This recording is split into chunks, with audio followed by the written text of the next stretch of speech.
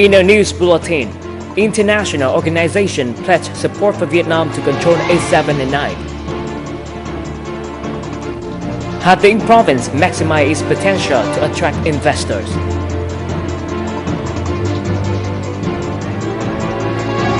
And Baguio Coastal province promotes ecotourism. Hello, you're watching VTV News live from Hanoi for the latest updates on Vietnam. I'm Xuân Tùng.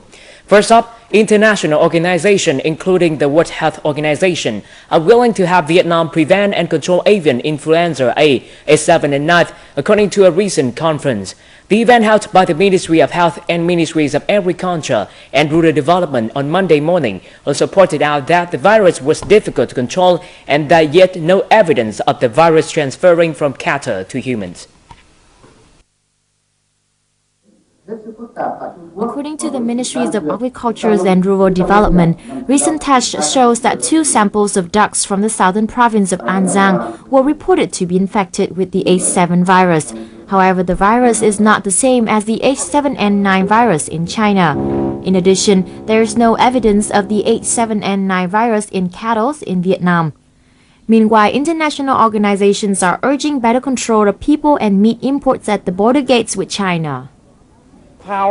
We think that the risk of H7N9 breakout is very high since there is a frequent import of meat products from China. The virus has spread to 10 provinces in a neighboring country and even reached Yunnan province, which is very close to Vietnam. Currently, the ministry is taking 18,000 samples taken from 60 poultry markets in 9 northern Vietnamese provinces, which are considered at high risk. The final results are expected to be announced by the end of May. Also, during the conference, an H7N9 virus prevention plans by the Ministries of Health was officially announced. The plan will cost nearly $115 million to implement, with $36 million provided by the government. The lion's shares of the funding will be provided by international organizations. We know that China has decided to spend $50 million for H7N9 prevention plan. And I think that the total economic damage that this avian influenza has caused for China has now surpassed that. So I think that the Ministry of Health decided to spend is about enough if we experience an outbreak out in this country. At the conference, the World Health Organizations, Food and Agriculture Organizations, and the World Bank committed themselves to helping Vietnam in fighting the H7N9 virus. However, international organizations urge better and stronger coordination between relevant agencies to combat the flu outbreak.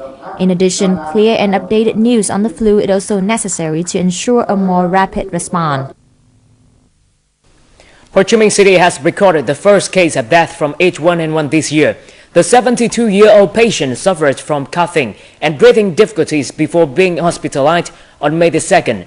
The patient died the following day and samples sent to Ho Chi Minh City Tropical Hospital tested positive for H1N1.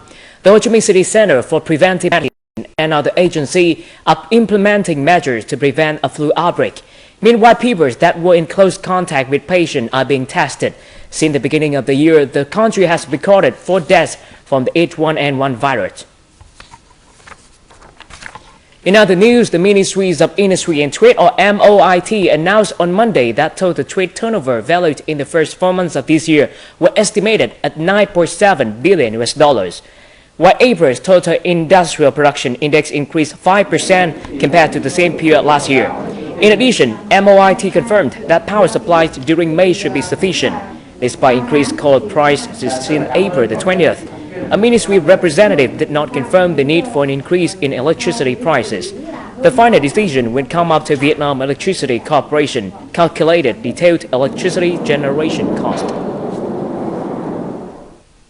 According to statistics from the Ministries of Planning and Investment, foreign direct investment flows to the central region increased in the first 4 months of the year. The North Central Province of Thanh Hóa and Central Coastal Province of Bình Định occupy the top spot in terms of FDI attraction. They are followed by the Midland and Northern Mountainous region. The Southeastern region took the 3rd place and the Red River Delta the 4th place. With a greater infrastructure development and favorable policy and investment promotion activities in Vietnam and abroad, the Central region has become an increasingly appealing destination for foreign investors. In the first 4 months of the year, foreign investment capital to the country valued at over $8 billion, up 17% against the same period last year.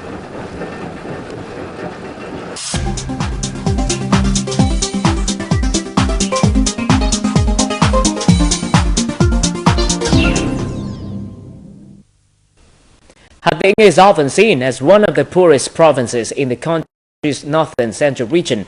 However, the province is gradually transforming itself into a commercial and industrial hub thanks to vast investment in seaport and economic zones. In our Vietnam close-up this week, we will look at how this coastal province has managed to attract investors. Hà Tĩnh is located within a 400-kilometer radius of several major Vietnamese cities, northern Thailand and Laos. Besides a long coastline, it has a deep water port capable of receiving 50,000 deadweight tonnage ships. Hà Tĩnh is rich in natural resources with Thạch Khê iron ore mine, the largest in Vietnam and second largest in Southeast Asia, with an annual output of 544 million tons. These natural strengths are turning into comparative advantages as the province is developing economic zones and seaports. Many coastal provinces in Vietnam have tried but had many difficulties in getting foreign investors to invest in seaport system development. The reason is this kind of investment requires a lot of capital and also long payback period. However, the situation is different in Hà Tĩnh province, particularly in Sơn Dương Vũng Áng seaport system.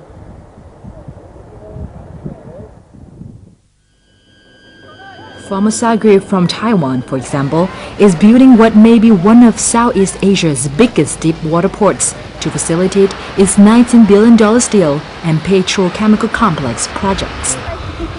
Formosa Group has recognized that Vietnam has strong competitive advantages in Southeast Asia, such as a vast iron steel market. Secondly, Vietnam, particularly Hà Tĩnh province, has a strategic geographical location.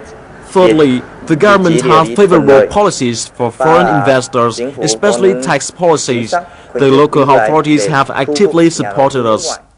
In order to take advantage of its natural resources and geographical location, Hà Tĩnh province also invests in economic zones, and Vũng Áng economic zone is one of those examples, which is aimed to be a multi-sectoral and multidisciplinary economic zone with key industries in steel refining, petroleum refining.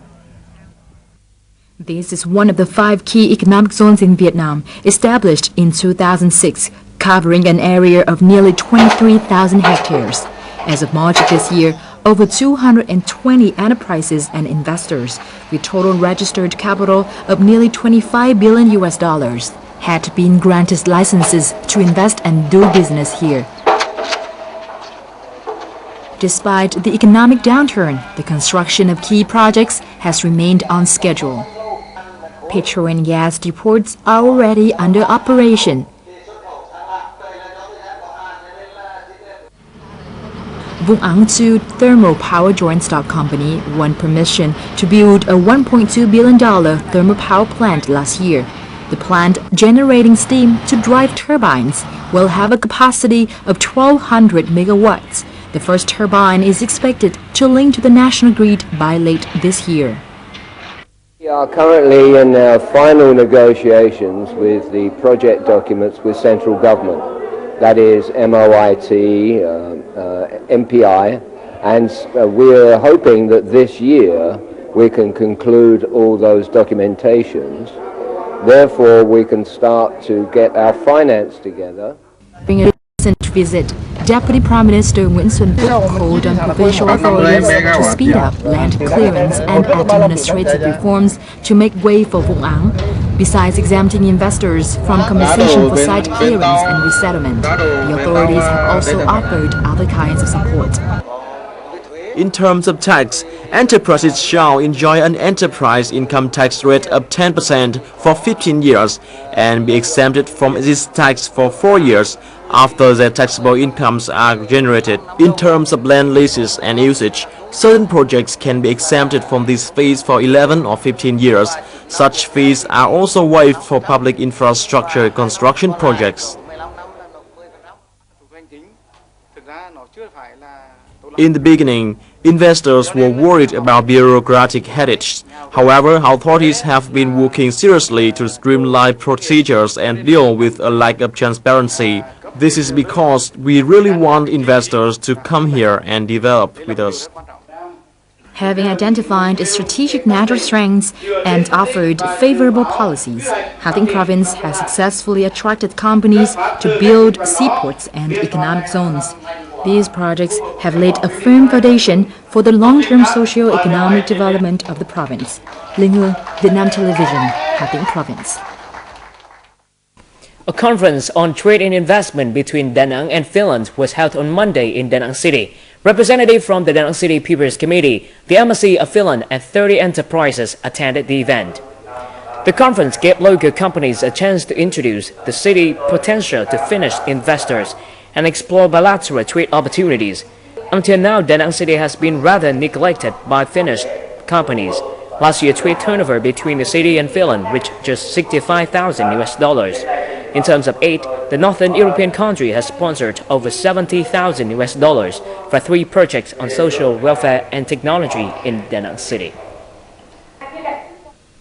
Nam Dong is a mountainous district in Thừa Thiên Huế province. Its population consists of almost 33% of ethnic groups.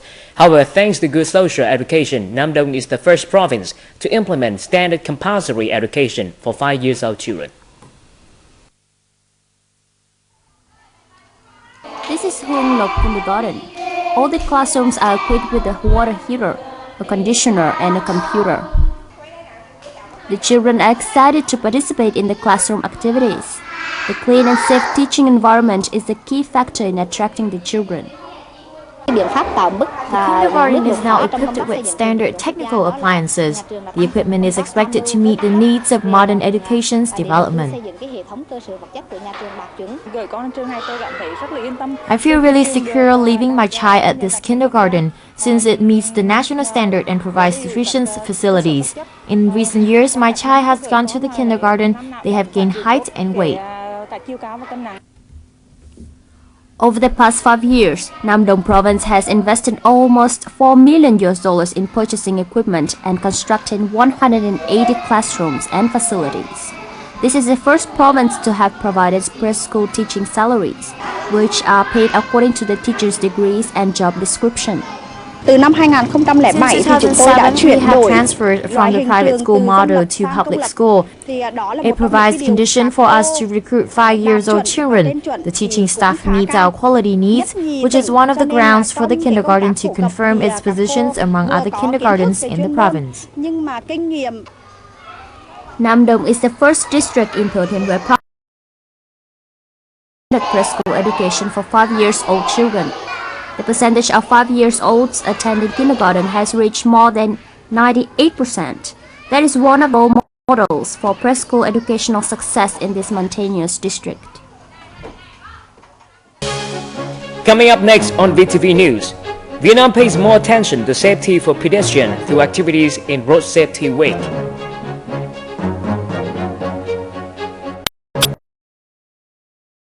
Province joins the eco-tourism development trend in Mekong River Downtown region.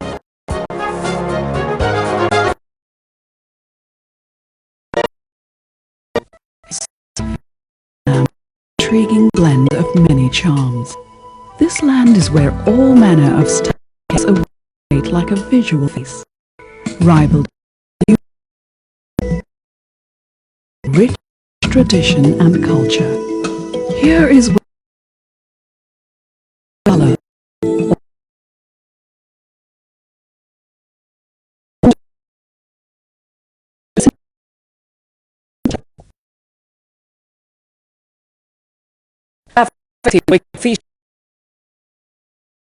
For pedestrian, The National Committee for Traffic Safety said that activities during the week will focus on 3 goals.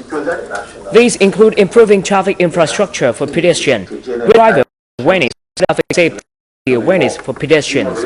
According to the World Health Organization, 1.2 million people die from road traffic accidents every year, a quarter of which were pedestrians.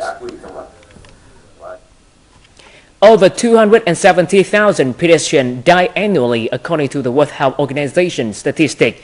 Vietnam will launch its Road Safety Week, part of which will focus on the lack of clear pavements for pedestrians. The following report provides insight into the current problem.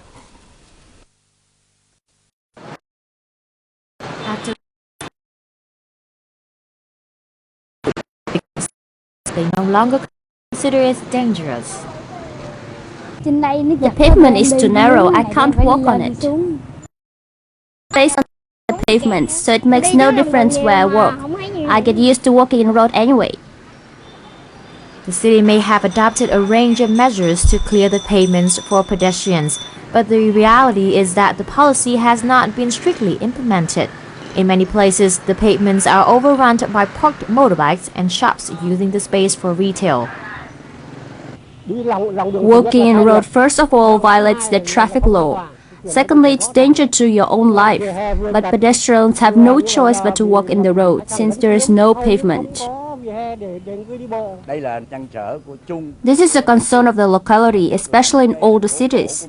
The city is determined its target to clear the pavements to ensure traffic safety. However, it takes time to resolve this problem. Many solutions have been proposed to deal with the abuse of public space, but the fact is that without drastic measures, traffic safety for pedestrians will remain a major challenge. A series of colorful and diverse cultural events and programs will begin on May the 9th to celebrate Europe Day 2013 in Vietnam. Following the resounding success of previous events, Europe Day has become firmly established in the national calendar. VTV spoke with Dr. Frank Jason, Ambassador Head of the European Union delegation to Vietnam, to find out more about the event. First of all, thank you very much, Mr. Ambassador, for joining the interview with Vietnam Television. Firstly, could you tell us more specific about the Europe Day in Vietnam, and what are the highlights of this year program to maintain the attractiveness after 9 years? The 10th anniversary we have this year, and therefore we made a special effort to make an interesting program covering a number of different areas. We start the month, the European Days in Vietnam, with a concert in the Opera House where we have the Munich Chamber Choir will be singing for us. We have parallel events going on in Ho Chi Minh City as well, and we also have activities in Da Nang. So what we have is that we have music. We have a film festival where we will expose Vietnamese audience to a number of different types of movies, films from Europe, from a number of different countries. And I'll be joined by ambassadors from some of the European member states who will then talk about Europe from their perspective. So looking back 9 years celebration, what do you think about the prominent place of Europe Days in Vietnam cultural calendar? I think that we have succeeded over the years to get a better idea of European culture in Vietnam. We are trying to do that, to give that idea here in Europe Days 2013, where we have tied together these different 4 elements that I mentioned: literature, music, film, food, and also sports, together so that the Vietnamese audiences can come and see these different aspects of European culture. What do you think about the meaning of these programs with the relations between Vietnam and other European countries? I think in the end what matters is the feeling that people they have for different countries and people from different countries. And that you don't get easily through economic exchanges or political exchanges, but you get it much easier through cultural exchanges. And that is what we're trying to promote here. So I see this very much as a process where we're trying to stimulate the appetite of the Vietnamese, in particular young Vietnamese, so that they get a taste for Europe, different aspects of European culture, that would make them want to explore Europe and European culture deeper in the future. Thank you very much for sharing. Ecotourism is gaining ground in the Mekong Delta region. The coastal province of Bạc Liêu has joined the movement and drawn upon all its resources to develop ecotourism in a sustainable manner. More in the following story. With its 56 kilometers of coastline and large forests, Bạc Liêu province is well equipped for ecotourism. Recognizing this potential, the province has devised strategies to develop ecotourism on a grand scale, with key centers being the Hồ Nam, Nhà Mát and Sơn Chim resorts. In addition, ways to bring together seaside tourism and wind power generation are being considered. Bạc Lieu's unique features hold great potential for ecotourism, but I think more investment is needed so that the province can attract more tourists. Wind power generation and afforestation are two ways to benefit the ecotourism sector. We are striving to combine economic development and environmental protection. Bạc Liêu province views ecotourism as the future driving force for the local economy. It is hoped that the sector will create a large number of jobs and contribute significantly to GDP growth. In order to support this endeavor, the provincial authorities have worked with experts and academic institutions on sustainable ecotourism development.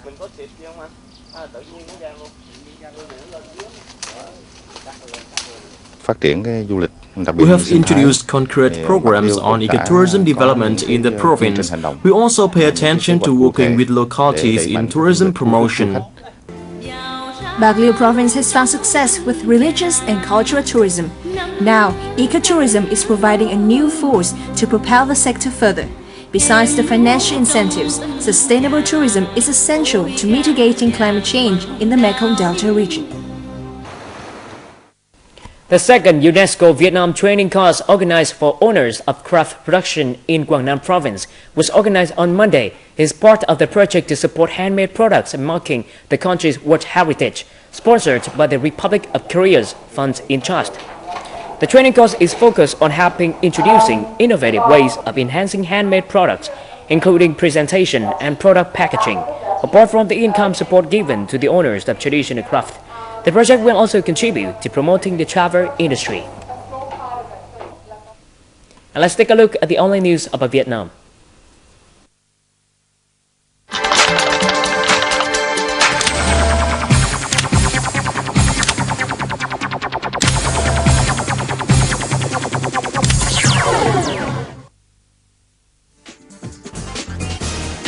Global Post has the first piece of news. Japanese Foreign Minister Yoshimasa Hayashi sought on Saturday the cooperation of Cao Đức Pháp, Vietnam's Minister of Agriculture and Rural Development, in multilateral negotiation to conclude the Trans-Pacific Partnership Free Trade Pact. Hayashi also asked the minister to exchange information with him about the forthcoming TPP negotiation. Vietnam imposed tariff of 78% and 68% on passengers, vehicles and trucks imported from Japan respectively. Tokyo hopes duties will be removed as the result of the TPP negotiation. In April, Tokyo won the backing of Vietnam and the 10 other Asia-Pacific countries involved in the TPP talks to join the multilateral trade negotiation. Economist.com reported that Ho Chi Minh City, formerly Saigon, has so far been spared a devastating flood, and donors have so far been eager to help. The World Bank, for example, has upgraded stormwater and canal infrastructure in a few central districts, and on April 8th, officials from the Dutch city of Rotterdam was in town to promote the joint Dutch-Vietnamese project designed to help Ho Chi Minh City adapt to climate change. Flood risks are rising in Ho Chi Minh City lower-lying district, in part because of the property boom that accompanied Vietnam's 2007 entry to the World Trade Organization. The government has also been promoting plans to build dike systems and implement methods to counter the effects of climate change to the city. According to Vietnam NetBridge, although Vietnam is still recovering from the economic slowdown, it remains very attractive in the eyes of foreign retailers. The big French retailer Auchan has shown its determination to return to the Vietnamese market, which it missed many years ago. The distributor plans to invest $500 million into the next 10 years to develop its distribution network in Vietnam. Initially, Other organizations such as E-Mart Corporation of the Republic of Korea, Japanese Aeon, and Co-op Extra of Singapore have been implementing their plans to open their ventures in Vietnam soon during 2013.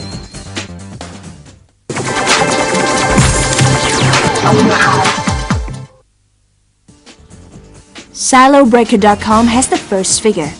In the 40 years of Vietnam-Finland diplomatic ties, Finland has assisted the country with about $400 million in development programs.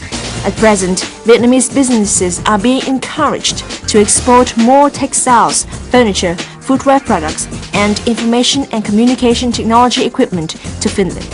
The two countries were looking for new ways of cooperation, including partnerships between companies and institutions. Vietnamese exports of footwear, furniture, textiles and clothing products, and ICT equipment to Finland rose by 18% in 2012. VOV.vn on Sunday reported that as the world's sixth biggest economy with a population of 195 million, the Brazilian market offers great potential for penetration by Vietnamese products. According to the General Department of Vietnam Customs, two-way trade reached 402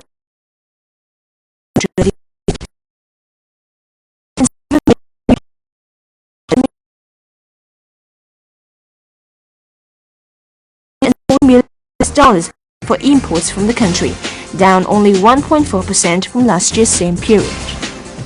EquityBulls.com has the final figure. Phú Bền Tea Company, a 100% step-down subsidiary of MacLeod Russell India Limited in Vietnam, on May the 3rd this year, has signed an agreement for purchase of a tea processing factory in Vietnam with annual production capacity of 1.2 million kilos for a consideration of about $2.7 million plus VAT at the applicable rate. This information has positive effect on the Indian company's share value. And we continue with the updated weather forecast.